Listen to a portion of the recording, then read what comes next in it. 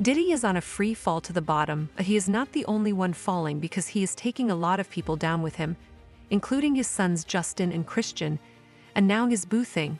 Sorry, former boo thing, YungMiami. YungMiami was living a good life when she and Diddy had their thing going on. He reportedly paid her $500,000 per month, took her on fancy trips and shopping sprees, and he even helped her set up her CareShaPlease brand. She launched a podcast under Diddy's Revolt TV platform, as well as a brand where she sold merch. Things were looking good for her, and she was living a good life until Diddy's misfortunes started. He got sued by Cassie for treating her badly during their 11-year relationship and for a lot of unspeakable things. Diddy got sued by 3 more women, and things started to look really bad for him.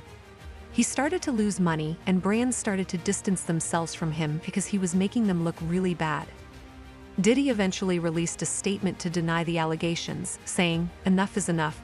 For the last couple of weeks, I have sat silently and watched people try to assassinate my character, destroy my reputation and my legacy. Sickening allegations have been made against me by individuals looking for a quick payday.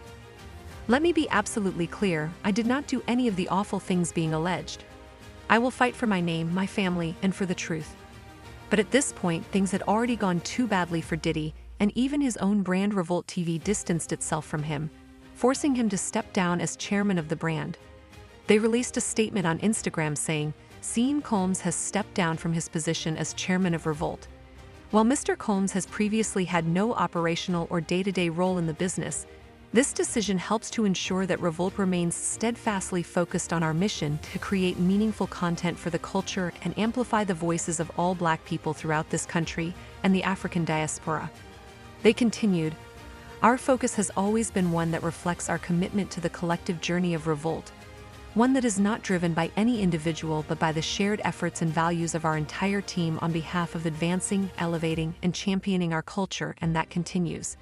But even though Diddy stepped down, he was still the majority shareholder of the brand, choosing instead to stay on the lowdown. That didn't last very long because producer Lil Rod quickly became the 5th person to file a lawsuit against Diddy, accusing him of the same inappropriate behavior as the first 4 lawsuits.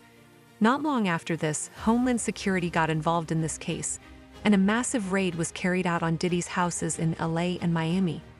A few days after that, Revolt TV announced that Diddy has chosen to sell all of his shares in the company to a new anonymous buyer, and he no longer had any control or interest in the company. The timing of this is low-key interesting because it sounds like there is more to come that we still don't know about yet, and it's likely going to be very, very messy to even think about. But while we wait for that, reports are saying that now that Diddy no longer owns Revolt TV, Miami's entire brand, CareshaPlease, is going to get shelved.